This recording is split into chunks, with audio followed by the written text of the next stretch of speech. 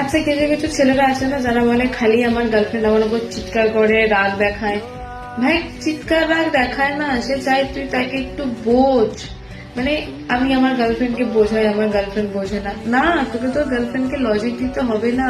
तेरी बंदी को लॉजिक नहीं चाहिए मेरे भाई। उसको चाहिए कोई ऐसी कोई आदमी जो उसे समझे।